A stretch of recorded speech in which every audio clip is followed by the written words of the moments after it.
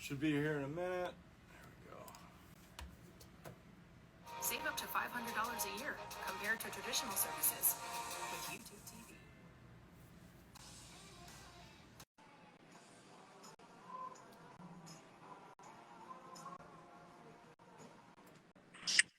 There he is. Hello, sir.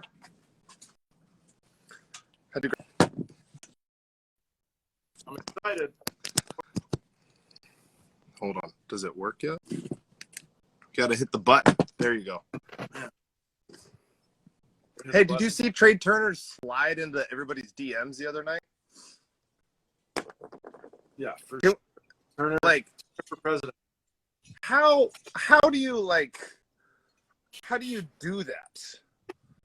Well, I mean, I'm pretty sure that's one of those things like Ricky Henderson talks about, like when you run fast enough, that's the slide, mechanics of it, right? If you know how to down soft, touch ground if you may. I watched a MLB Network special on him. When's that synchronation Cutternation combo coming back to life? Let's go. A lot of movement. A lot of just straight ball. We got a couple of new shirt ideas that we're going to be working around. Straight ball. That's our freight. Straight ball goes far. So they did I don't remember what the name of it, but it was when Ricky got put into the hall. By the way, he threw a first pitch out at Oakland. Dude looked like he could still play. Like, he was in such good shape. He was like 55 years old. Dude was just shredded. But they said at the speed at which he ran and the impact that he hit the ground, he was probably one of the toughest baseball players to ever play the game. And it was really fascinating to hear that, because you never think about, like, yeah, we're sliding on dirt. That's like baby rocks, Right. That's a lot of impact. And if you're moving at, I'm going to assume he got to 20 miles an hour, because you only have 70 feet to run, then you're sliding, really, right? So yeah. How fast can you get in 70 feet, right? But could you imagine just falling out of a car at 20 miles an hour 1,000 times? Like 1,000 times? 1,400 times, to be really specific. 1,400 times jump out of a car going 20 miles an hour and get up. And just do this. Look at everybody and be like this. I'm straight. I'm going to do it again. Just watch. We're good. I'm good. Hey, We're what are you good. looking at? Hey, mind your own. Mind your own, bro. Man, I want that baseball player back. I want the guy that's like, I want a Deion Sanders. I know Ohtani's swaggy, because he's almost like a 1500s type royal, like something, like he has that personality where I'm just like, you're like a regal person. You're very kingly, proper, royal. You know what I mean? Right. But I want the MC Hammer time back. I want the guy who's out there. He's like, I know I'm better than you, and I'm going to prove it. Well, I mean, we had Bauer, right? We had that for a little bit.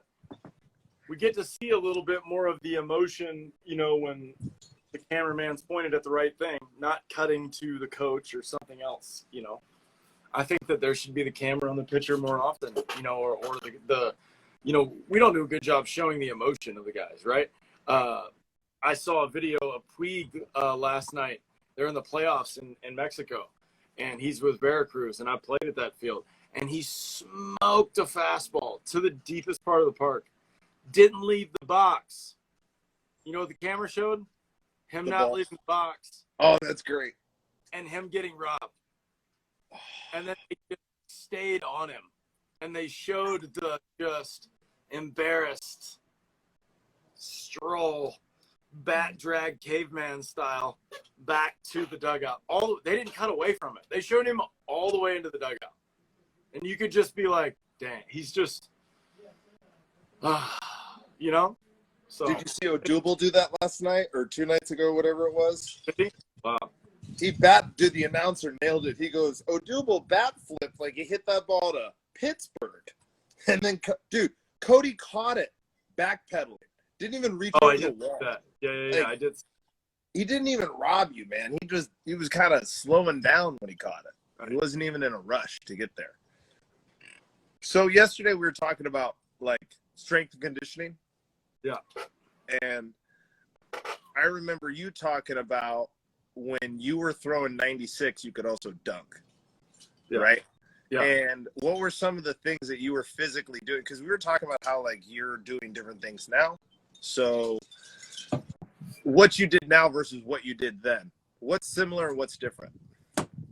Well, you know, I tried all the other stuff. And then when I got later in my career, it really came down to a couple key exercises that I just liked deadlifting.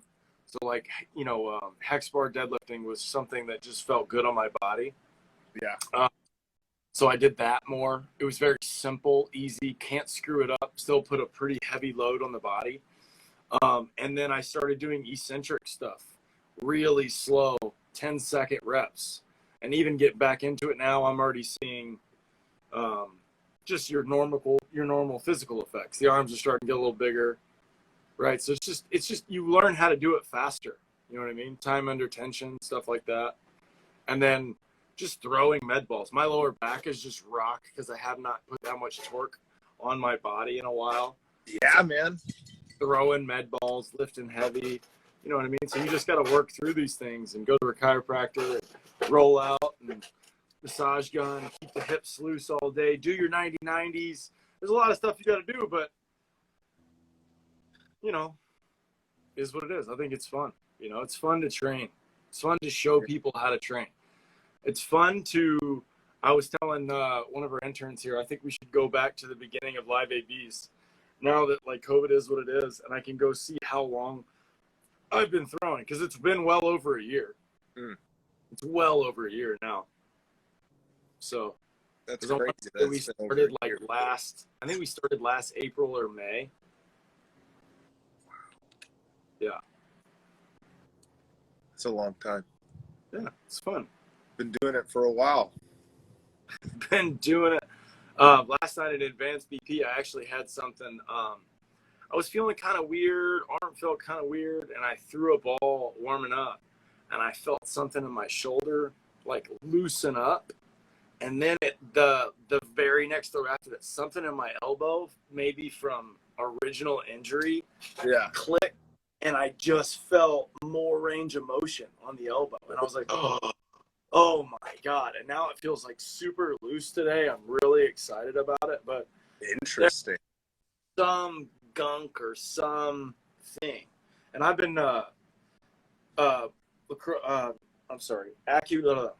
kabuki barring my elbow and my tricep lately. And really grinding it out in the bottom of the tricep and the top. And it just feels amazing. So I was thinking just now about what you're talking about with the lumbar and like cracking stuff out.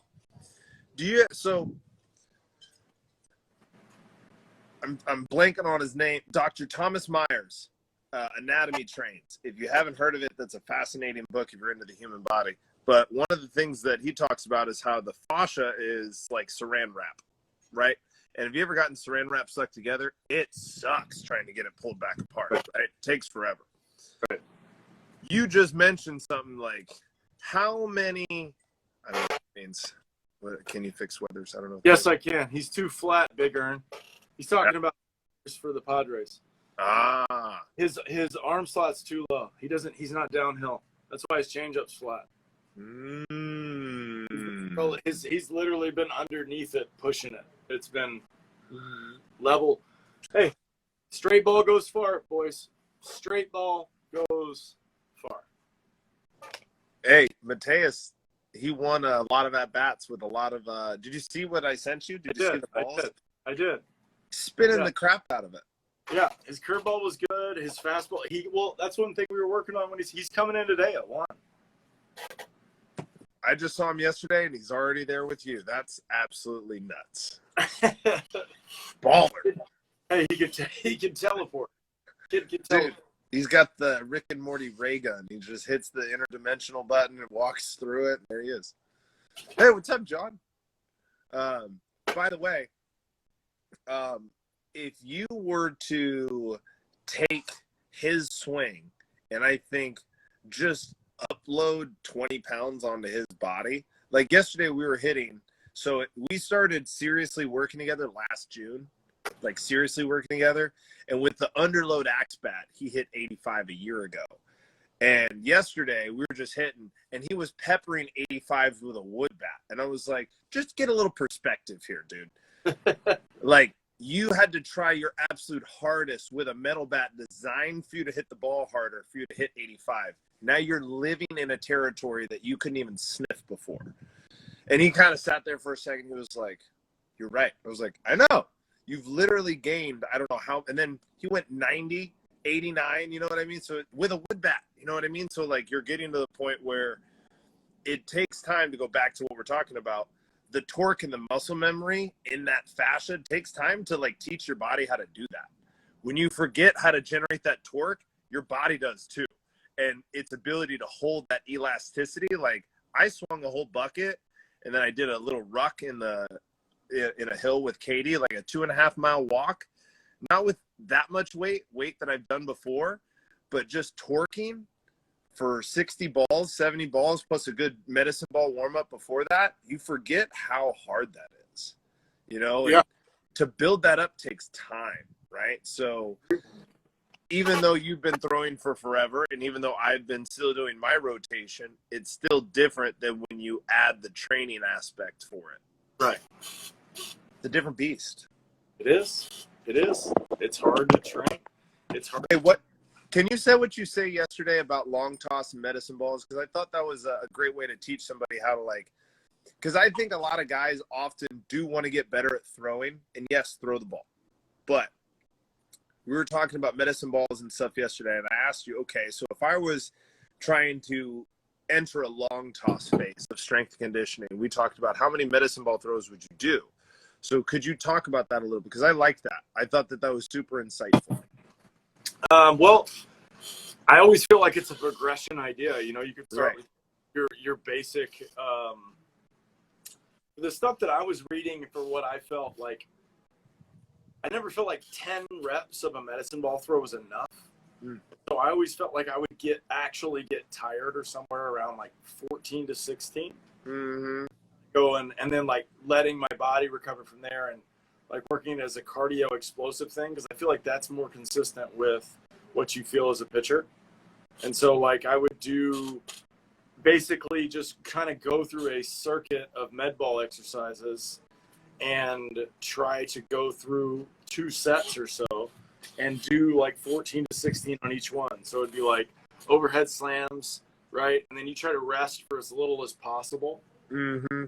Try to go from there, so you're getting your cardio with it, with the intent of like just trying to, you know, break something with whatever which version you're doing, whether it's step back or shuffle fires or rainbow slams, pitcher slams, crossbody, one-footed jumps. You know, there's so many different exercises you can do with it that simulate the force output of what a maximum effort throw is, that has the same feel.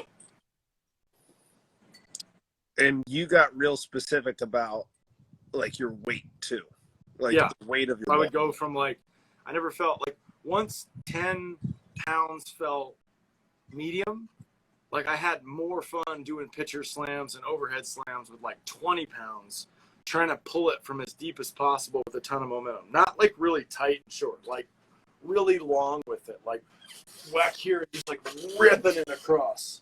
Just a lot of people don't like to be long when they do slams. They like to be short. Yeah, no, I want it to feel like I'm pitching. I want this biggest circle that I can when I'm doing these things to really feel the leverage. Because you can move 20 pounds. It's harder to move it closer to your body than to swing it. See, that's one of the things that I always thought whenever I was doing like my favorite medicine ball drill for a hitter is like a shuffle fire, a Happy Gilmore. I think it just teaches you how to just like really generate backside torque. Hand him a 20-pound medicine ball. He'll figure out or she'll figure it out. You know what I mean?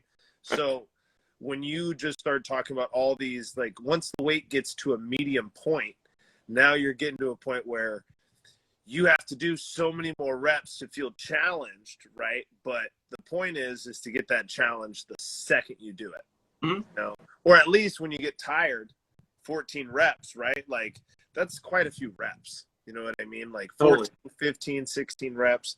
But let's continue that conversation that we had yesterday. You're a much more in tune throwing guy, and you long toss, right? And you've seen guys long toss, right?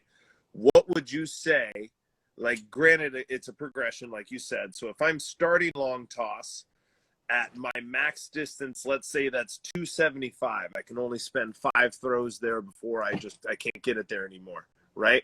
What would you consider like your end goal to be? Like, how many throws, how far should I be able to do it? You know, again, it's different for everybody, but what's something general that you could say? Oh, it's I think it's very easy. I think it's how far for how long, like you said. Yeah. So you got to set like a limit, right? So like if 275 is your max, which would be like 80, what is that, 85 yards? Something like that? Sure. Like, let's say 85, because yards is easier to think about on a football field. Right. Right. So if 85 yards is your max, then once you're 5 yards short, right, I think you could get 5 throws easy there if you really used your legs and shuffled, right? Mm-hmm. How to be explosive and kind of like when you're at max distance, doing almost a jog, shuffle, fire, or run and gun idea, it's okay. It's entirely okay once you to get it completely opened up, as long as you follow the same rules of what your throwing stuff is. And you're not early on something or extra pronating or squeezing that would slow you down. You know what I mean? So, again, I'm always looking at like where I was as a baseball player, because I only know my story. I don't know anybody else's story, right? I don't have another life to tell you. You know what I mean? So like, I didn't have a great arm, especially towards the end of my career. I was throwing wrong, breathing out of the wrong eyelids, all this stuff. But I think I was like 280 maybe for like 9 to 10 throws. You know what I mean? And that was like, I mean, shoot, catchers don't even really play long toss that I've ever seen really that much. That's not that they don't need to, but I just never saw a lot of catchers do it. You know what I mean? Yeah. I always, dude, right when I got to like throw number 6, I could just feel my body just be like, this is significantly harder than throwing 127 feet or whatever a catcher throws, right? So I'm always curious to see, like, you're really good at long tossing. So time at a certain distance now, as I'm throwing further and further, right? Like, let's say I wanted to go to 100 yards, right? Would I want to, again, try to, let's say I'm at 100 yards. Am I trying to stay at the same time, would you say? Or would I just, again, shorten the time, shorten the effort? Like, how would I progress from 85 to 100 yards? Well, you just have to understand the ideas of progression, right? Okay. So progression happens with pushing max distance, recovery, and repeat, right? So if it's 85, it's 85 for how long? And then you wait 2-3 days, probably 3 days, and then you do it again. You know what I mean? And then you just keep trying to get to it. And as long as you're recovering and listening to your arm for what you're doing, right? I mean, being smart, starting from the beginning and going from there, you might need to go once a week for probably 3 weeks or so, and then start increasing the amount of times after you can handle the load. So once a week? Once a week. So, like, I know for me and how I would program an athlete, right? Because I like to think of skills as also like strength, power, like throwing long toss. It's very powerful, right? Mm-hmm. So would you, like, in a season, right? If I'm a starting pitcher, how often am I going to long toss? You're going to long toss the day you pitch. If you're in the big leagues, it's going to be the day that you pitch. Right. What about preparation periods? Like, how should long toss be treated? It depends on the travel activity and if you have a 4-day or 5-day. What about, I should have let me say that again. So if season is 3-4 months, right? What am I doing the other 8 months with long toss? Oh, you're going start once a week for, give it once a week for 2 weeks, maybe 3. Yeah. Feel good, start opening it up. Okay. And then it's you got to build. You can still throw. You could probably throw 5 of the 7 days. Wow. If you had two 0 days, it would be good for you to recover with that. And so, like, what do you consider long toss? Like, at what point am I long tossing? I think long toss is max distance. That's it. So once I'm at max distance, I'm long tossing. Right. Because like I would equal that to like, because here's one thing that a lot of kids kind of struggle with, and you can see this, you've seen it, I've seen it, coaches see it all the time. They don't know how to grade their percentages. So I like the idea of just like 100% is 100% is 100%. I like that. Like one of the things that I've found issues with in weightlifting stuff, right? I don't teach this way, but you see in like colleges, like, all right, we're going to be at 37% of our max today. Find your max. Here's your percentage. It's like, that's really oddly specific. You know what I mean? It's a little bit easier if you can't, and there is backed like evidence to prove that that does work, right? But at the same time, like, whatever, like, I guess. So if you look at, I'm always trying to find a way to like teach athletes how to take care of their bodies like you do. So periods of long toss, because I really think that's how you get faster. That's how you run more. That's how you jump higher. You jump more. You know what I mean? But you can't jump all the time. There has to be periods. What kind of jumping are you doing? What kind of running are you doing, right? So long toss is what would you say it is to the pitcher? Is that like you need to know how strong you are? You know what I mean? Yeah. Well, exactly. I mean, now that we can track more velocity, throws, distance, things like that, you have to be able to, if you're really going to help yourself get better, then you can track these numbers that mean things. I mean, Dr. Heenan started that with the 90-mile-per-hour formula of just writing down some just normal benchmarks of athletic activity and putting it into a formula, right? Is it based on some other ideas of progression through other people? Yeah, but it's a good combination of things for someone to understand and generalize. So I don't think it's bad. You know what I mean? When I put myself into the formula, I think there was like a 95 and a 90. I think the 90 is like 100 yards, which is 300 feet. And then the 95 is 400 yards or 400 feet. Yeah, it's 400 feet. That's what it is. Right?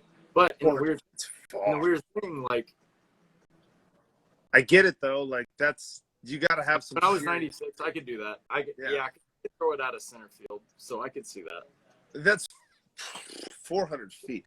I don't think people realize how far 400 feet really is. Right. Like, I don't know what you think about GPSs, but sometimes I think I'm like, you guys have no idea how far 800 feet is. Like sometimes it'll be like in 800 feet, turn right. And I'm like, that is 330 feet. I've seen so many left fields where I know that distance, right?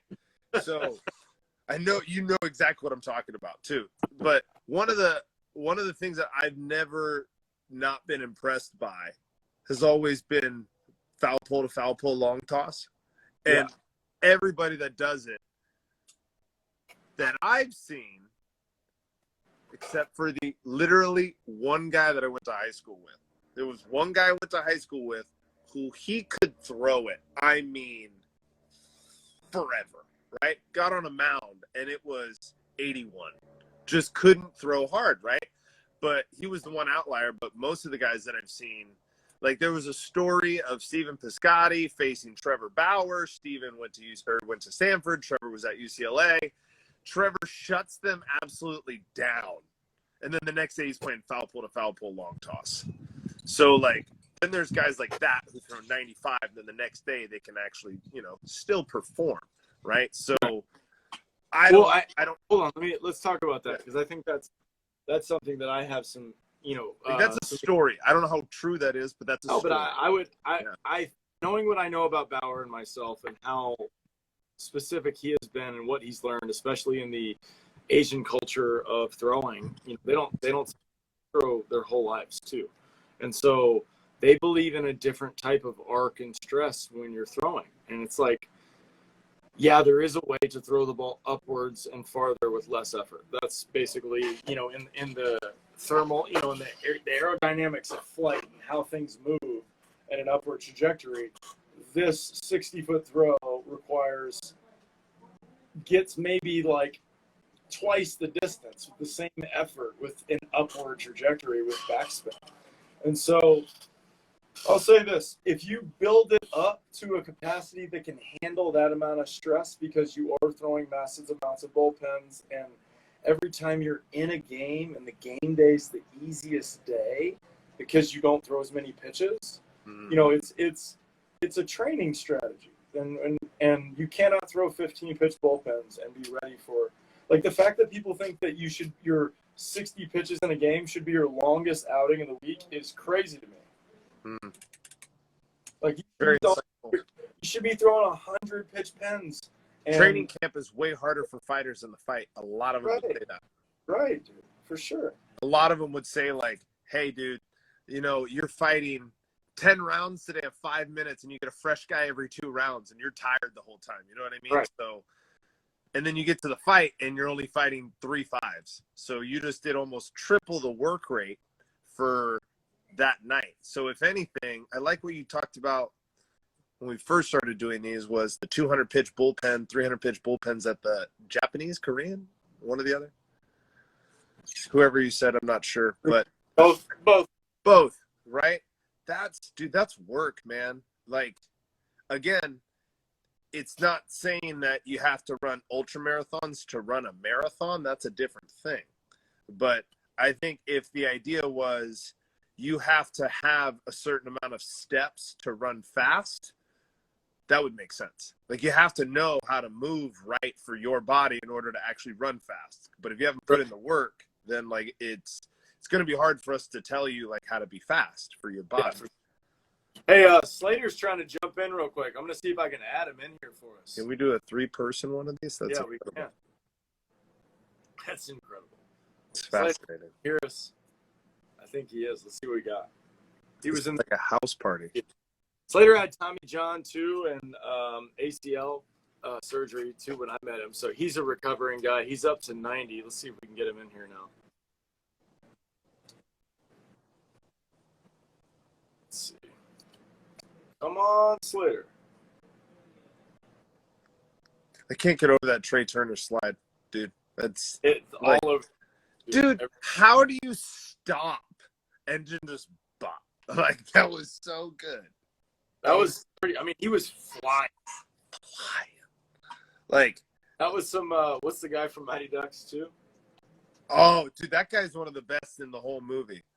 That was little Kenny Wu, you know, the figure skater, and the Mexican guy from Texas. It was a little bit of both. Wasn't the Mexican guy from Texas the same guy from? Isn't that Benny the Jet? Yes, it is. It's Benny the Jet. Yeah. He kind of fell off in terms of a role in a movie, but whatever. He's still a superstar. Right. You know? Best call in sports is woo, woo, woo, Kenny Wu, when he splits the defense with woo, woo, woo, Kenny Wu. What a call. What a call. Hey, we're getting spammed here. Yeah, we are. Dynaswing.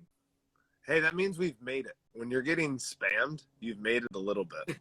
What's Dynaswing? So I don't know about your products, guys. I'm not going to dog you, but you're clearly watching us right now, so I'm just going to ask you a roundabout question. You have a shifting weight inside of a wooden bat. I'm curious as to how that dictates ball flight as well as what's happening in here, right? Like, what if I'm a 1, 2, 3 kind of guy? You know what I mean? Like, I have questions about shifting weights. I have like shifting weight. A bat doesn't shift weight when I'm swinging. It is the solid piece of metal the entirety of the time. It is not shifting weight. A ball does not shift weight. My glove does not shift weight. My body shifts weight, right? So if you were to put, like, I love the speed trainers, actually, where you can run, and eventually they pull off when you hit a certain amount of force, right? I think that could be actually great for a certain amount of rotation. You just feel enough pull, but then when you hit the right force, it could release. The centripetal force of the shifting weight forces your hands to stay flat.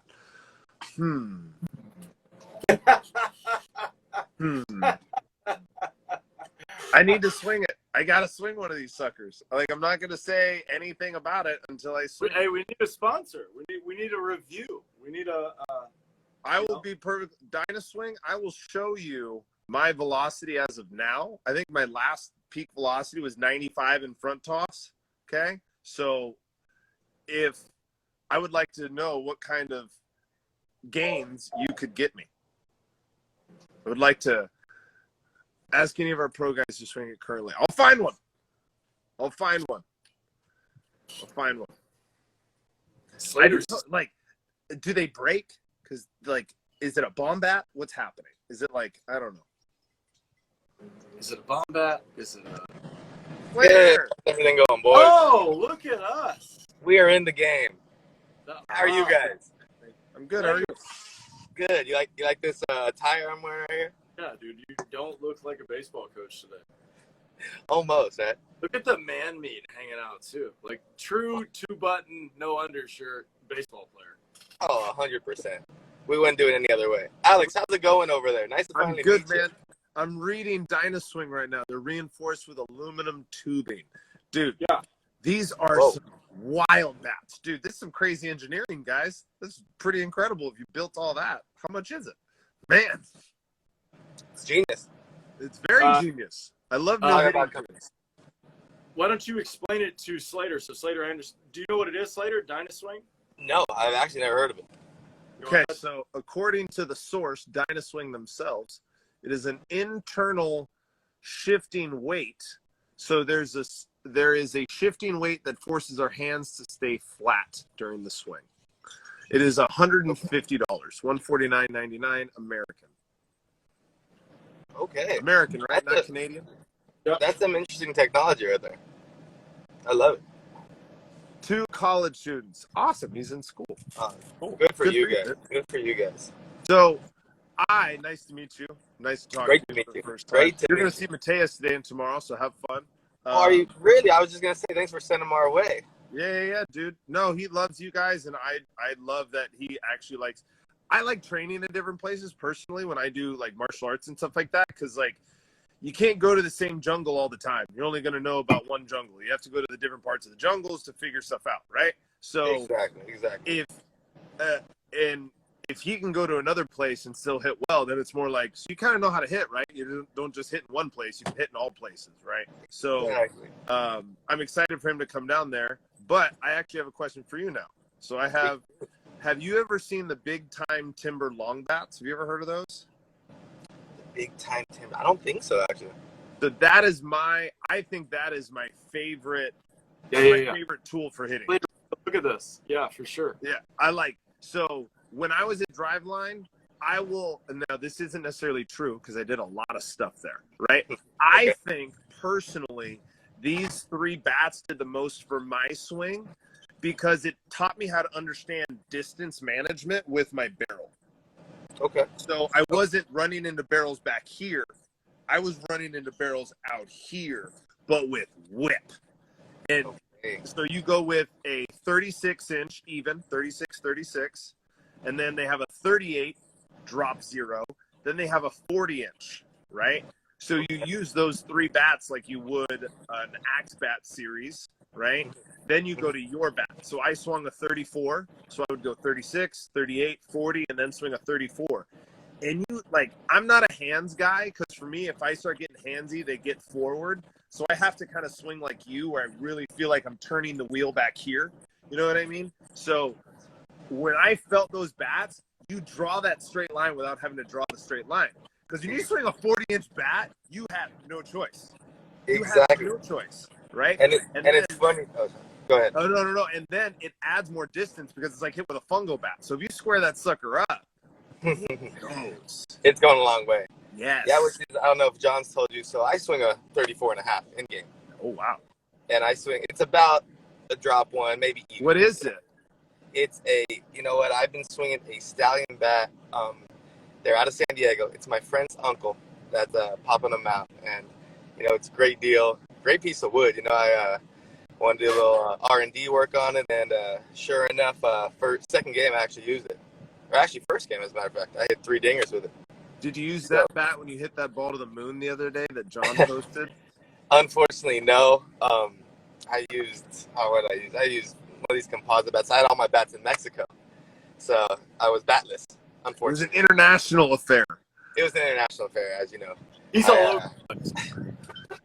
But besides that, I end up having to use that. I haven't used the 34 in a game since before my knee operation. Sure. So this is 3-4 years ago, maybe now with Corona. So, yeah. And I was raised working with Kevin Mitchell. Okay. So 89 national MVP, and he had those 54 jacks that 1 year, and he was a big fan of the big bat. Yeah. He's a small guy. He's the 36 in game, which is insane, as you know. And he was a true believer of it actually makes you use the body. Wow. You know, why get handsy when we could have Oh, this I big like body? that. I like that. That's like the 20-pound med ball idea, right? Yes, You exactly. gotta pull it. You can only pull it the right way. Exactly. You get slacky and cheap. That's what we do with little kids all the time. Yeah, you see it. You see it all the time, and you see them get handsy, as you just said, Alex. You know, and that's what we're trying to avoid in the most Send part. a message to that timber company.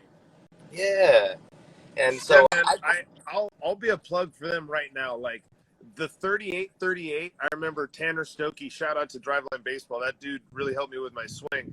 He used to literally just put the round of the 38-inch, because my favorite round was hook 'em drill, where I'm just working on my backside and keeping my front side closed.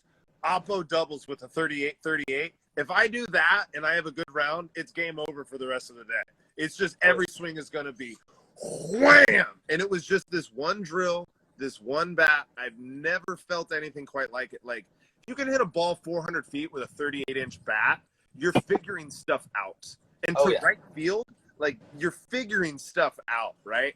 I didn't know it at the time, but now that I don't have it, it's like not having, like, bread, you're trying to make a sandwich. It's hard. It's really hard. You're trying to figure out the last pieces, and it's like, whip is hard to teach because you need big things to help you teach whip. You need really big, giant, almost like oars. You need oars, right? Because that's how you really feel your whole body, you know? Oh yeah, without a doubt. And There's my advertisement for big time timber bats. So I call it. I say if a bat's too loud, I call it the wiffle ball bat effect. Yeah. You know, the yellow wiffle ball bat. There's no whip to it, right? So you're chopping the ball, bat speed, or the bat plane is almost nothing, you know? So, and then when you go to the ball, it's almost a zigzag pattern, if you notice, you break down slow motion. That's why you have to go directly to the ball. So I see kids even swinging metal bats too, like, you know? And that I see it in sense, actually. Wow. So I told John, so I'm into archery as well. And I'm trying to figure out the best kind of arrow to penetrate an animal and, like, kill it, not to get morbid, but I don't want to hurt an animal. I'd rather put it down than hurt it, right? And one of the things they've been talking about is the longest time in the gun and the archery industry, they've been preaching speed. And this guy's like, you're not going to go through anything if you're just shooting this super light, fast thing. You need some weight to it that can help penetrate. And so I was talking about him with spin and all that, but that makes sense too, because, like, I don't want to just hit it. I want to crash into that thing and just overload it. Yes. You know? And on top of it all, you're creating this beautiful bat plane all the way through the zone. Yeah. You know, with this heavy bat, because it makes you get back there. It makes you get whipped. It does a lot for the body. I like this. And I mean, a lot of people don't really think about it. They think, like you said, speed, you know? Speed. Yes, it could be a good thing. Pitching, I think speed is a big one, you know? But there's just so many variables to hitting. Timing's hard to beat, though. Timing's very hard to beat. Yes, and that's what I know John knows I'm a big fan of the foot down, you know, just getting down early. If you have a leg kick, we can even get that foot down early, too, you know? I mean, a lot of kids, they never see a leg kick from the side view on the TV, you know? Right. It's very rare they see it, and they don't really understand it as much, you know? They think it's a cast, you know, weight shifting, whole body moving like a pitcher, you know? Which, yes, we could have a powerful swing, but all the variables in hitting. Right. Fastball, curveball, who knows what else, you know? It's almost impossible, you know? Unless you're timing up one pitch, one spot, whatever the case is. Yeah, that's funny that you talk about heavy bats. I tell parents to buy their kid a heavy bat all the time. Like, they're like, I want to make sure it's light enough for him to swing it. And I'm like, he could probably swing it. It weighs less than a pound. Like, exactly. Probably going to be okay. Exactly, one way or another. He's like, what's a heavy Little League bat? Like 23 ounces? Like, that's a pound and a half. Your kid's going to be fine. Like, You know, I was thinking, I mean, I swung, I was 9 or 10. I swung a 31, I was a big boy, of course, but yeah. I swung a 31, 32, drop, whatever it was, 7, 8 back in the day. Yeah. And now I see these kids swinging drop 10s, 30 inches at 13, 14 years old. I'm like, Drop 13s at like aren't you going into high 12. school? Yeah. Aren't you going into high school soon? Yeah. Dude, You I know? had one kid hit me. He was swinging a drop 8, and he was like, yeah, I'm going to high school next season. I was like, you should swing a drop 3. He was like, well, I'm just swinging this to build up my hand speed. I was like, you should swing a drop 3. And he was like, what does that mean? It's going to slow me down. I'm like, yeah, but don't sprinters lift heavy weights too? And he kind of looked at me like I would just like screwed his brain up. He was like, oh.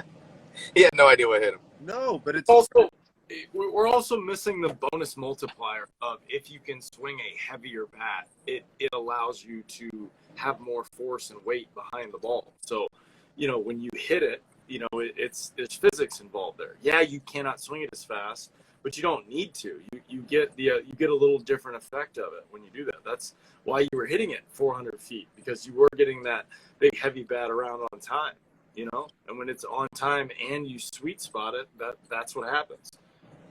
That's what I was talking about with the arrow penetration. You know what I mean? Like, you don't want to just hit it and like just hit it. Like, you want to go through it. Yeah. Easy. And I like how like there's also a common misconception that like Barry Bonds swung a 32 and choked up. No, he didn't. He swung a 34 and choked up to a 32, and he also had this huge barrel on the thing. Wasn't it like a billy club? Like, he could have killed an animal with it. Yeah, exactly. I want to say it was like a 34 or 34 and a half, the big fat barrel on it. Like, yeah, that's why he could keep his hands inside. It makes so much sense. Oh, yeah. And I want to do a big thing on data with big bats, of course, but with a cup and without a cup on the end. Oh, wow. I think it plays a big difference. Yeah, you're a no cup guy, right? What was that? Are you a no cup guy? I'm a cup guy. No cup guy. Excuse me, no cup guy. Yeah, you're no a cup. Yes. And you know, I feel like, you know, more weight in the head, I can get a ball off the end and still have more of a chance. I wonder what would that be, like a half an ounce? Half an ounce, but I really believe it takes away from the sweet spot. Or where the sweet spot is on the bat. Right, exactly. Yeah, you're removing density. Right, it would make it heavier. Yes. I'd see that. Yes, it's density for me. I think density goes a long way in these bats.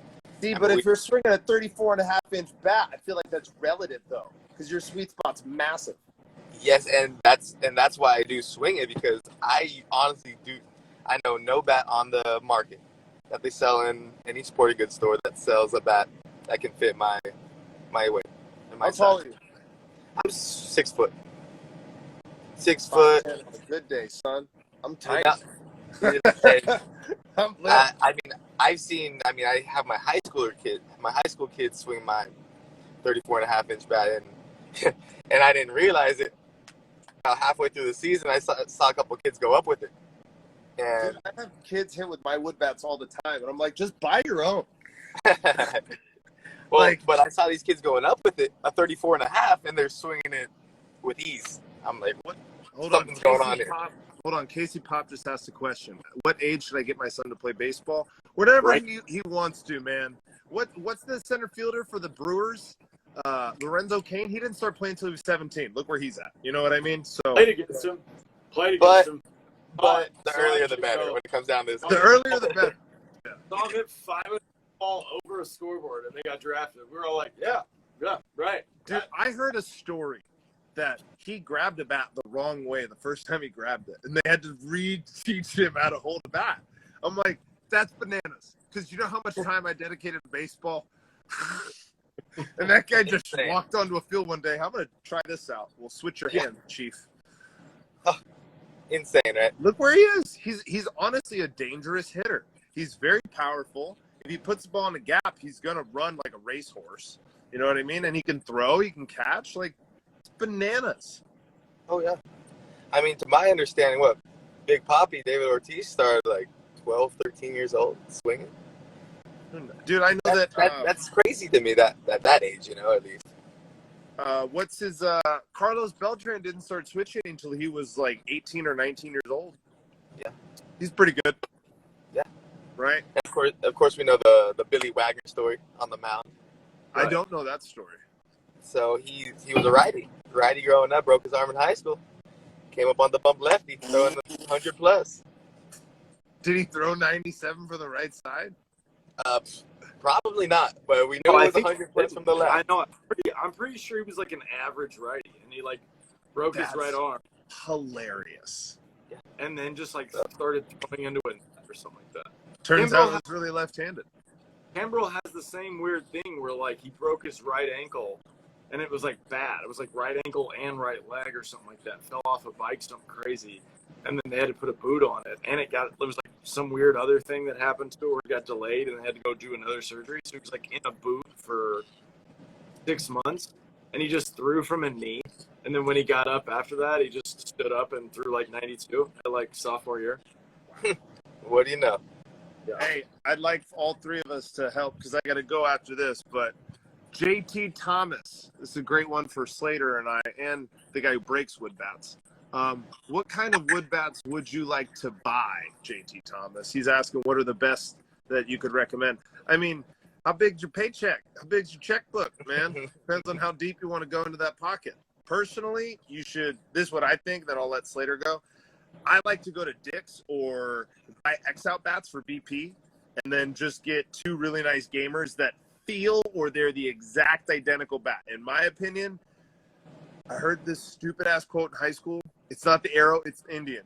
It is the arrow because I shoot archery. So it can be the arrow, right? So if you shoot a different arrow every time, you're going to get different results. But if you know the length of your bat, like Slater knows, you know the length, the weight, how this thing moves, it's going to help you hit. So get bats that are all the same. Whatever you get as many bats that feel the same in your hands. They swing the same. They're not different.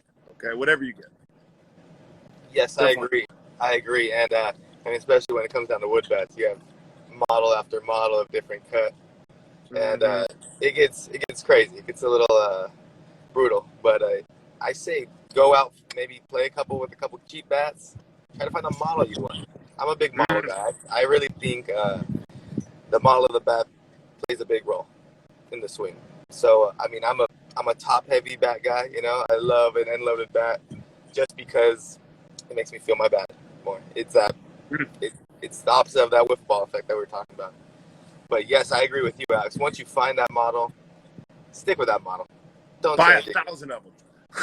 Yes, and that's what I try to do. You know, my bats aren't in Mexico, but what's model? You guys say out your when you guys don't know what model means. Why don't you guys say what your favorite model is? You go first. I am a big. I love I-13s, and I was a big 271 guy. Okay. It has a small barrel on 271, but the end load in this, and my bat plane was great. Yeah. But those are big ones.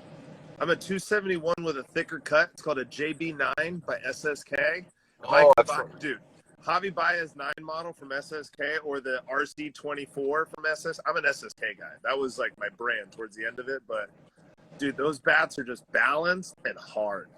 Yes. I like a balanced bat because I was more of a doubles guy. I had pop, but I was more of like, I'm trying to hit the shit out of it wherever I can, right? Yeah. And I don't think I ever grabbed a bad RC24. I broke a couple JB9s, but I grabbed a Robbie Cano bat, and I was just like, this doesn't feel like a Woody. This feels very light but sturdy. It was good. Oh, yeah. Yeah. He used to hit laser beams. Weird. Dude, in my opinion, he's the best hitter I've ever seen. He's like third all time in the Yankees doubles, and he was there for like 5 years. You know, like he's good. He's very good. That's insane. He's got like 480 doubles or something like that as a Yankee, and he was there for 5 years, 6 years. You know, those are unreal numbers. Or 9. I would love to have one in the league. Yeah, you know what I mean? I'd love to just get a, little church single, just like a little 4 or 5 hopper, shortstop, can't pick it up. They give you a hit anyway. I'd be happy with that. Oh, yeah. Right. It's funny you said you're an SSK guy. I was swinging BWPs. Kevin Mitchell was with BWP. Oh, yeah, BWP. And those, it's same wood as SSK. So really? Using it. Yeah. So BWP had the best paint jobs. You could get a blue-red bat with a white handle. Oh, yeah. Right. Yeah, go real patriotic on us. Well, hey, guys, appreciate you guys. Take care of my boy while he's down there. Definitely. Glad to Sure. hear he's down here again. Okay, definitely. Hey, you guys Appreciate have it, guys. a great day. Great podcast, guys. Good one, definitely. See ya. Appreciate you guys. Later, guys.